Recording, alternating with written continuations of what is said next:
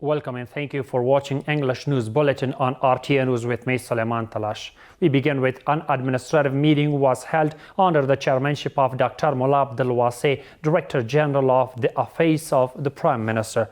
The meeting was attended by Deputy Directors of the Office of the Prime Minister, heads of various departments, and the Chief of Staff of the Administrative Deputies Office. Dr. Mullah Abdulwasi urged the officials to carry out their duties in an atmosphere of brotherhood and sincerity, to cooperate honestly with one another, and to ensure the protection, effective use, and prevention of misuse of public property. On the other hand, Deputy Prime Minister for Administrative Affairs Maulavi Abdul Salam Hanafi met with the Charge d'Affaires of the European Union delegation to Afghanistan and her accompanying team. During the meeting, the European Union's Charge d'Affaires spoke about the delivery of aid to earthquake victims in Kunar and said the Union is also ready to cooperate in the treatment of drug addicts in Afghanistan. Maulavi Abdul Salam Hanafi welcomed the meeting, highlighted the issues of climate change, natural disasters, and returning refugees in Afghanistan, and urged regional and international countries to fulfill their responsibilities in ensuring the rights of refugees. In Turkey, the ambassador of the Islamic Emirate of Afghanistan, Sheikh Saniullah Rahman, met with the leader of the HDP party, Zakaria Ayyabji Oglo, and his delegation at the embassy. The meeting focused on discussions regarding bilateral, cultural, political, and economic relations between Afghanistan and Turkey. On the other hand, officials from the Department of Propagation of Virtue, Prevention of Voice and Hearing Complaints in Ghazni province have prevented an illegal act in which a girl was to be given forced marriage in Baraki village in Andhra district. According to the department, the girl's family had planned to marry her off unlawfully to settle a family dispute. However, officials from the department intervened in time and stopped the act, calling it against Sharia and social justice. Meanwhile, the Afghan Red Crescent Society says it has distributed the second phase of cash assistance worth 3 million Afghanis to 300 vulnerable women in Gomal district of Paktika province. Officials of the society add that support worth more than 129,000 Afghanis has also been provided to 7 female volunteers working in nutrition awareness programs. The Ministry of Interior's Public Security Police, in coordination with the Traffic Police, has set up inspection points at Kabul's entrances to prevent undocumented vehicles from entering the city. A part of this initiative, 381 undocumented vehicles were stopped at the Argandi gate in recent days, preventing them from entering Kabul. The National Statistics and Information Authority has issued over 1,066,000 electronic ID cards nationwide in the first 6 months of this year, including nearly 307,000 only in Kabul province, the office's spokesman said. Here is the rest of the story. The National Statistics and Information Authority reports that over 1,060,000 electronic ID cards have been issued across Afghanistan in the first 6 months of this year. Of these, about 804,000 were issued to men and 261,000 to women, according to the office spokesman.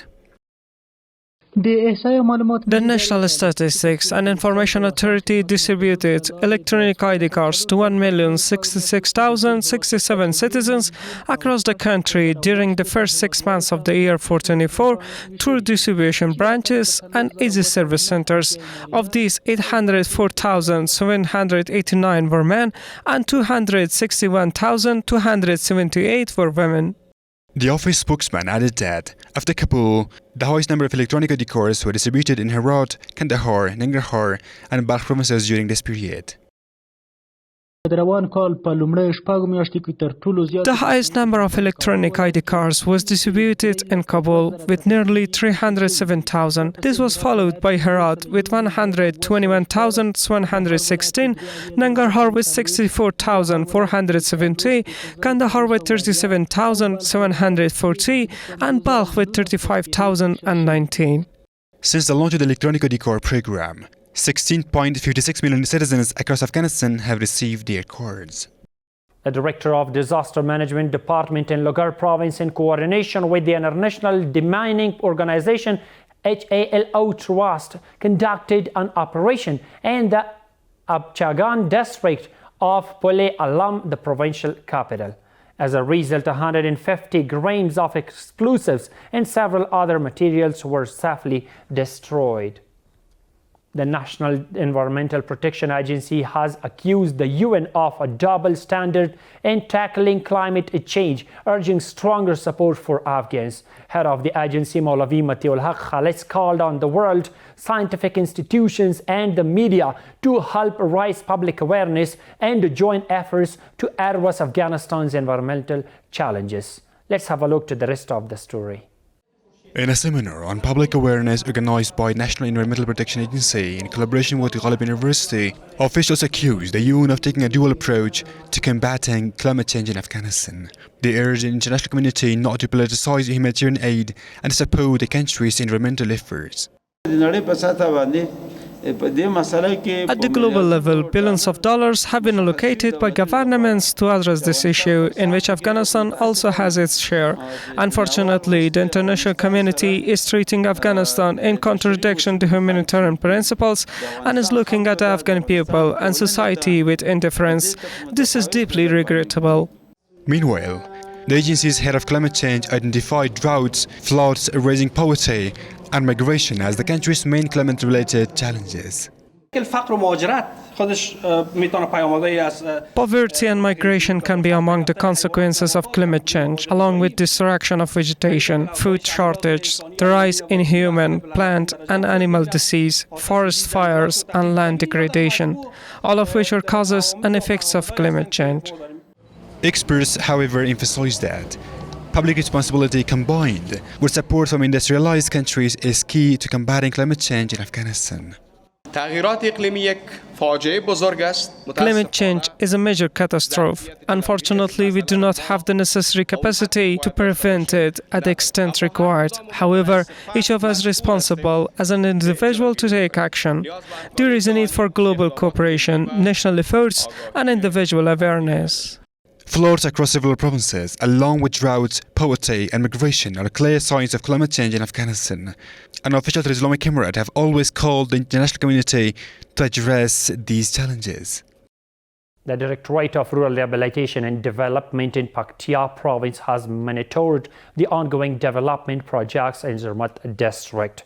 These projects include road graveling, canal construction, culverts, and the building of a 64-meter retaining wall. According to the Directorate, dozens of workers have been employed during the implementation of these projects, and once completed, they will help address local challenges in the district.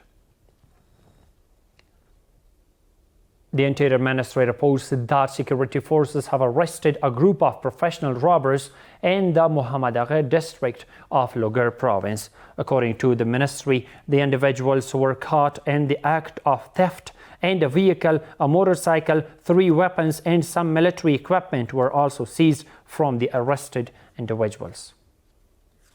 Officials from Kandahar municipality say dozens of projects worth 74 million Afghanis have been implemented in the city during the first 6 months of the current solar year. According to the municipality's spokesperson, 15 development projects have been carried out in different parts of the city, including the asphalting of 1,400 kilometers of roads, the construction of thousands of meters of drainage systems, and the installation of concrete slabs across various districts. And the final one reads that the construction of a water supply network worth more than 3.3 million Afghanis has been completed and put into operation in the Hisarak district of Nangarhar province by the Provincial Rural Rehabilitation and Development Department. The ministry says dozens of people were employed during the project's implementation, and with its completion, more than 400 families in the district now have access to clean drinking water. That's all for now. Stay tuned to the latest news updates from RTA News. Thank you for watching.